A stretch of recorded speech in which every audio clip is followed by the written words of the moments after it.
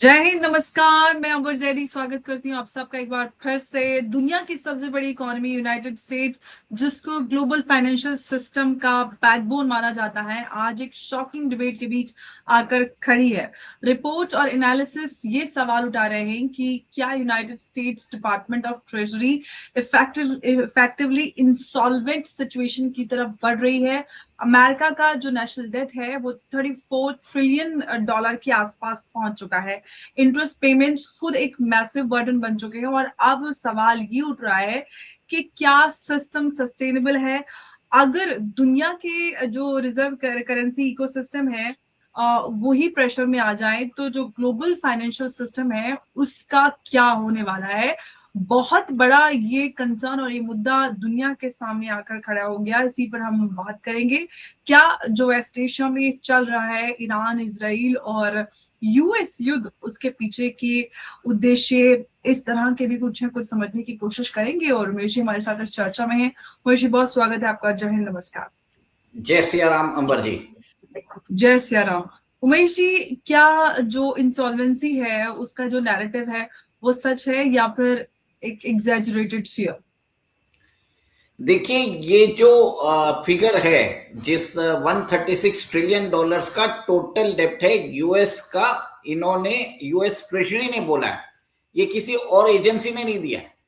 अंबर जी, आपको समझने वाला है, कुछ फिगर्स आपको समझना पड़ेगा। अमेरिका की जो जीडीपी है 30 ट्रिलियन है। अमेरिका का अभी जो डेट है वो 39 ट्रिलियन पहुंच चुका है। अब यूएस ट्रेजरी ने बोला है कि अमेरिका का जो बैलेंस शीट है इस साल का, उसमें लाइबिलिटीज जो है 47 ट्रिलियन डॉलर्स की है, और जबकि एसेट्स है 6 ट्रिलियन डॉलर्स के। तो इफेक्टिवली डेब्ट जो है 41 ट्रिलियन डॉलर्स पहुंच चुका है। और ये जो 2 ट्रिलियन पहुंचा है वो इस साल का इंटरेस्ट पेमेंट्स और बाकी सब सोशियो मेडिकेयर के अंदर, इसके कारण एडिशनल 2 ट्रिलियन पहुंच चुका है।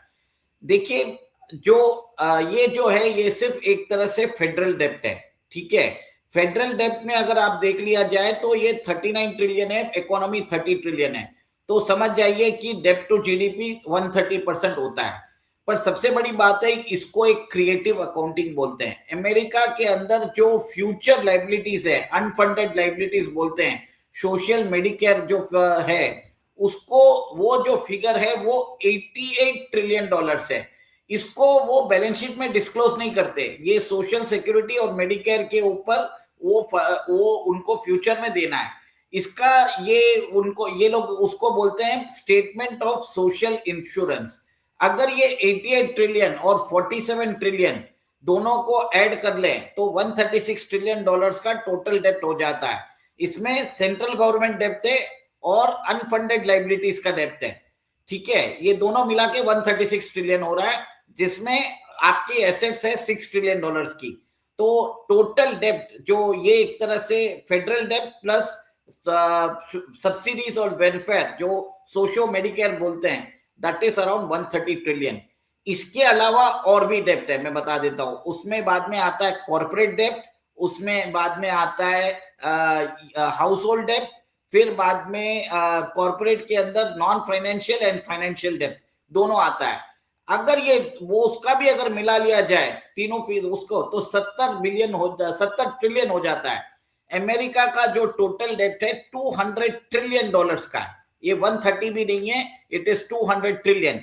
कुछ ही दिन पहले हमने प्रोग्राम किया था जिसमें हमने बताया था कि अमेरिका का डेट जो है 100 ट्रिलियन के पास में है।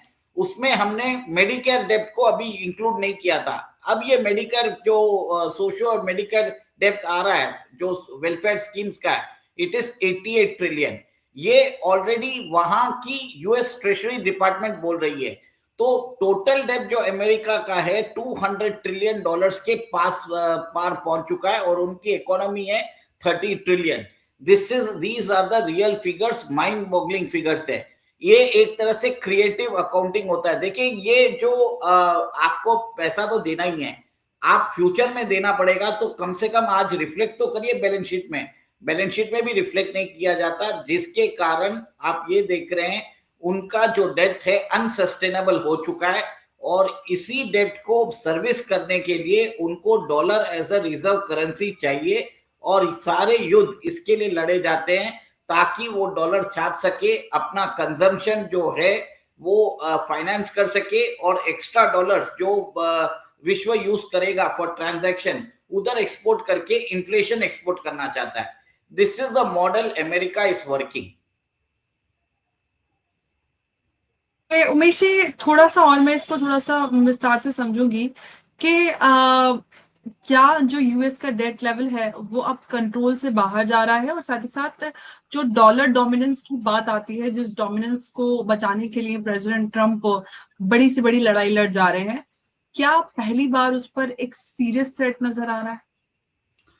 देखिए, मैं भारत की डेट बताता हूं. भारत का जो जीडीपी है it is around 4.2 4.4 trillion dollars है. हमारा जो डेट टू जीडीपी है इट इज 81 to 82%. अमेरिका जो है उसकी जो इकोनॉमी साइज है 30 ट्रिलियन डॉलर्स की है. वर्ल्ड की इकोनॉमी को वही चलाता है और डिमांड भी उधर से आती है. ये जो पूरा डॉलर बेस्ड इंफ्रास्ट्रक्चर जो आर्किटेक्चर है उसको बचाना जरूरी है. अमेरिकन कंजम्पशन को एक तरह से अमेरिकन कंजम्पशन को सस्टेन करने के लिए अमेरिका का जो इंटरेस्ट पेमेंट्स है वो 1.2 ट्रिलियन डॉलर्स पहुंच चुका है. उनका जो मिलिट्री बजट है 900 बिलियन डॉलर्स है. उनका जो बाकी जो डेब्ट्स है, देखिए सबसे बड़ी बात है अमेरिका के अंदर हर साल 2 ट्रिलियन डॉलर्स का डेफिसिट होता है, और उसके अलावा उनका जो डेप्थ है रेगुलरली बढ़ता जा रहा है. आज फेडरल गवर्नमेंट का डेप्थ है 39 ट्रिलियन, और ये जो फिगर्स है एक तरह से अनइमेजिनेबल फिगर्स है. मैं आज आपको बता रहा हूं अमेरिका का total date is around 200 trillion dollars. ये मजाक नहीं है, और इसका ये सोचिए कि फ्यूचर में ये डेप्थ को भरना पड़ेगा. अमेरिका जो है वो इंटरेस्ट पेमेंट भी नहीं कर पाएगा, प्रिंसिपल तो छोड़ दीजिए. आपको याद होगा इलॉन मस्क ने बोला था कि यूएस विल गो बैंकरप्ट. उनको डीओजी का चीफ बनाया गया था. उसके बाद उन्होंने रिजाइन कर दिया था क्योंकि उनको भी समझ में आ गया कि अमेरिका का डेट जो है वो उतार नहीं सकते. इसके लिए उन्होंने प्री मैच्योर रिटायरमेंट ले लिया था. और ये जितने भी स्टार्टिंग में कट्स किए थे वो एक शैम है. अभी देखिए ईरान युद्ध के अंदर Donald Trump is asking 200 billion from the Congress ताकि ये वॉर को फंड किया जाए.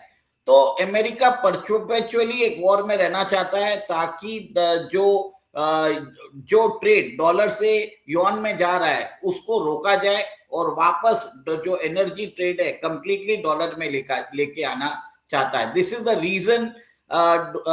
रीजन जो वॉर है ये इसी के लिए होता है. अब मैं उमेश जी आपसे ये जानना चाहूंगी कि जो इकोनॉमीज हैं जैसे कि चाइना और भारत, इस तरह की जो इकोनॉमीज है जो इमर्जिंग है, उनके लिए इस सिचुएशन में क्या है, फायदा नजर आता है, अपॉर्चुनिटी, या फिर ये कहें कि इसका बड़ा असर, नेगेटिव इम्पैक्ट हो सकता है? देखिए, इंडिया जो है परस्यू कर रहा है इंटरनेशनलाइजेशन ऑफ रुपी. हमें we are not a direct threat to dollar. मैं आपको ये बता देता हूँ. बहुत लोग सोचते हैं कि भारत जो है भारत जो कर रहा है इंटरनेशनलाइजेशन ऑफ रुपी वो डायरेक्ट थ्रेट हो सकता है डॉलर के लिए. ऐसा कुछ भी नहीं है. इनफैक्ट हमारी इकोनॉमी है 4 ट्रिलियन की. हम कोई भी स्थिति में नहीं है we can challenge the dollar. और एक चीज है, आपका रुपया तभी स्ट्रांग होगा जब आपका एक्सपोर्ट आपके इंपोर्ट से ज्यादा होगा. आज की डेट में हम ट्रेड जो फिस्कल डेफिसिट है, ट्रेड डेफिसिट है, वो रन कर रहे हैं. तो डॉलर के सामने रुपया कंटिन्यूसली वीकन होता जा रहा है. अमर जी, सबसे बड़ी बात यह है कि आपको अपनी इकोनॉमी को सुधारने के लिए डेब्ट टू जीडीपी जो है वो कम रखने की जरूरत है. ये कुछ दिन पहले हमने प्रोग्राम किया था जिसमें हमने एक इकोनॉमिस्ट ने बोला था कि एक्चुअल डेब्ट यूएस का 100 ट्रिलियन है. इसमें उन्होंने बताया था कि फेडरल डेब्ट जो है 39 ट्रिलियन है, हाउस होल्ड डेब्ट जो है 23 ट्रिलियन है, और उसके बाद उन्होंने कॉर्पोरेट डेब्ट को अराउंड 40 ट्रिलियन बताया था. आज इसके अंदर 88 ट्रिलियन का जो सोशल मेडिकेयर कॉस्ट है वो जोड़ लीजिए. टोटल जो डेब्ट है it is around 200 trillion dollars.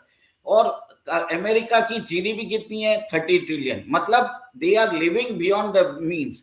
in no way they can actually they can pay back their debts. This is the reason DOGE से इलॉन मस्क रिजाइन कर दिए.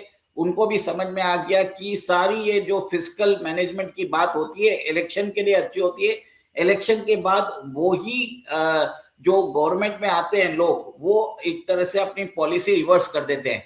देखिए ब्लैक रॉक जो वर्ल्ड का सबसे बड़ा हेज फंड है, उन्होंने भी यूएस ट्रेजरीज को डंप करना चालू कर दिया है. सबसे बड़ी बात यह है. और जो रियल स्केल ऑफ अमेरिकन जो डेट है कोई बताता नहीं है.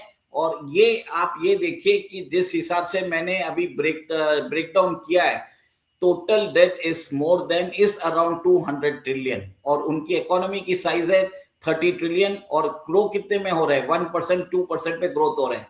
तो इंक्रीमेंटल जीडीपी कितनी हो रही है हर साल 600 बिलियन. मतलब आप सोचिए 30 ट्रिलियन के अंदर 600 बिलियन ऐड कर रहे हैं और डेट जो है जो 36 ट्रिलियन था फेडरल डेट वो 39 ट्रिलियन हो चुका है. मतलब आप समझ लीजिए $5 ये डेट जनरेट करते हैं फॉर 1 इंक्रीमेंटल डॉलर आउटपुट. तो ये डिफरेंस है. आप ये समझ लीजिए ₹5 का डेप्थ करके ₹1 कमाते हैं. हमारे यहाँ पे तो ऐसा नहीं होता. हमारे यहाँ पे तो आप रुपया दे देते हैं किसी को तो वो साल के एंड में आपको ₹1.25 बना के दे देता है. जी, अच्छा आप उमेश जी ये बताइए कि ये पूरा जो कुछ हम देख रहे हैं अमेरिकन इकोनॉमी का हाल, क्या ये स्लो कोलैप्स है या फिर हम ये कहें कि ये सिर्फ पॉलिटिकल इकोनॉमिक प्रेशर की वजह से या फिर ये कहें कि पॉलिटिकल इकोनॉमिक टैक्टिक?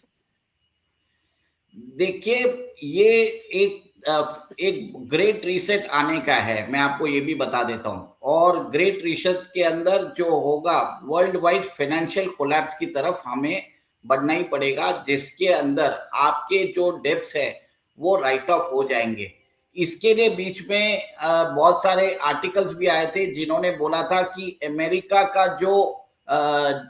का डेब्ट है अनसस्टेनेबल है और नया कोई करेंसी लेके आ रहे हैं, स्टेबल कॉइन लेके आ रहे हैं जिससे अमेरिकन डेब्ट को रीराइट कर दिया जाएगा, राइट ऑफ कर दिया जाएगा. अब अंबर जी ये देखिए कि ये आर्टिकल के अंदर ही आपको बता देता हूं, ये बहुत ही इंपॉर्टेंट चीज है जो लोगों को समझनी पड़ेगी कि कैसे अमेरिका अपनी बैलेंस शीट को मैनिपुलेट करता है. इसके अंदर देखिए ये बोलता है कि of balance sheet picture is even more alarming. The 75-year unfunded social insurance obligation surged by 10 trillion in a single year, rising from 78 trillion in FY 2024 to 88 trillion in 2025. ये जो भारत के अंदर भी हम जो सोशल सिक्योरिटी मेजर जैसे government लेती है वैसे ही अमेरिका में लेती है. इसको बैलेंस शीट में दिखाते नहीं है और उसको वो है 88 ट्रिलियन.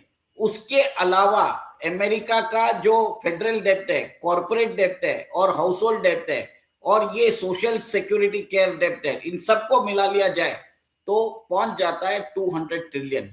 ये 136 भी नहीं है. ये एक तरह से मैं बोल रहा हूं अमेरिका के अंदर अकाउंटिंग भी बरोबर नहीं है. वो सेलेक्टिव डेटा को दिखाते हैं, बाकी डेटा को वो लोग छुपाते हैं. जो काम चाइना करता है अमेरिका भी वही कर रहा है. ये आपको समझने वाली बात है.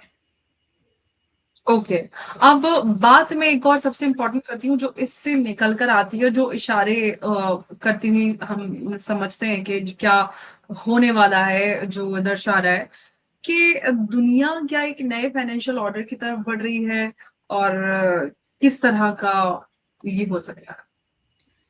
देखिए मेरा ये मानना है कि दुनिया जो है अभी एक तरह से कोलैप्स के थ्रू बढ़ रही है. डेब्ट अनसस्टेनेबल होता जाएगा. डेब्ट अनसस्टेनेबल होगा तो दुनिया को वॉर के अंदर धकेला जाएगा ताकि एक फाइनेंशियल रीसेट किया जाए. इसको बोला जाता है ग्रेट फाइनेंशियल रीसेट, जिसमें कोलैप्स होगा. और कोलैप्स क्या होगा? देखिए ग्लोबल डेब्ट जो है $350 ट्रिलियन से ऊपर पहुंच चुका है, जबकि ग्लोबल इकोनॉमी है $120 ट्रिलियन की. किसी ना किसी को तो पैसा भरना पड़ेगा. अब ये पैसा भरेगा कौन वो हमें नहीं मालूम. आगे जाके आप ये देखिए कि एक तरह से वर्ल्ड इकोनॉमी के अंदर बहुत सारे पेन्स नजर आएंगे. ये सब डेटा पहले भी थे पब्लिक डोमेन पे, अब सडनली आने लग गए हैं. आप देखिए जो आर्टिकल मैंने आपको बताया है जो ये आर्टिकल आपको बताया है, ये आया है 13 मार्च को, जिसके ऊपर हमने भी प्रोग्राम किया था।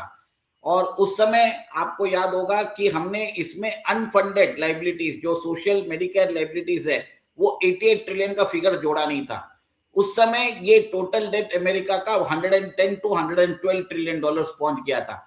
ये 112 में 88 जोड़ लीजिए, 200 ट्रिलियन हो गया। तो इसका मतलब ये है कि पब्लिक को प्रिपेयर कर रहे हैं कि अमेरिका कोलैप्स की तरफ जा रहा है, आप प्रिपेयर्ड रहिए ताकि आपको शॉक ना आए। ये धीरे धीरे टिप्स में इंफॉर्मेशन रिलीज किया जा रहा है। और अमेरिका में कोई भी आर्टिकल ऐसे जब निकलता है, बिना गवर्नमेंट के अप्रूवल के बगैर नहीं निकलता है। तो इसका मतलब ये है कि आगे जो गवर्नमेंट है, अमेरिकन गवर्नमेंट, वो प्रिपेयर कर रही है कि पब्लिक को कि डिफॉल्ट हो सकता है, हमारा डेट लेवल बढ़ चुका है, हमारा इंटरेस्ट अनसस्टेनेबल है, $1 ट्रिलियन से ऊपर पहुंच चुका है। जबकि देखा जाए तो $1 ट्रिलियन का डेट कुछ है ही नहीं, जबकि इनका जो टोटल डेट है it is above 200 trillion, it's around 200 trillion. उनकी इकोनॉमी है 30 ट्रिलियन की। मतलब 6 से $6.5 अगर ये डेट इंक्रीज करेंगे तो $1 का इंक्रीमेंटल जीडीपी आउटपुट बढ़ेगा। This is the ratio.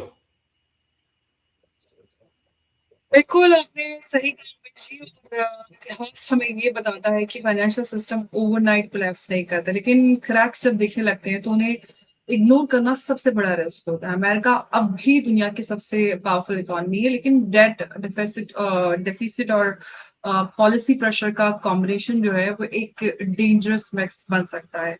ये सिर्फ अमेरिका की कहानी नहीं है, ग्लोबल स्टेबिलिटी का सवाल है। क्या ये एक वार्निंग सिग्नल है या फिर एक टेम्पररी स्ट्रॉन्ग? आने वाले जो समय है या आने वाले कुछ महीने ये डिसाइड करने वाले हैं कि दुनिया वही रहेगी या फाइनेंशियल पावर का सेंटर शिफ्ट होने वाला है। महेश जी, बहुत धन्यवाद इस चर्चा में हमारे साथ जुड़ने के लिए। नमस्कार, जय हिंद, जय सिया राम। जय श्री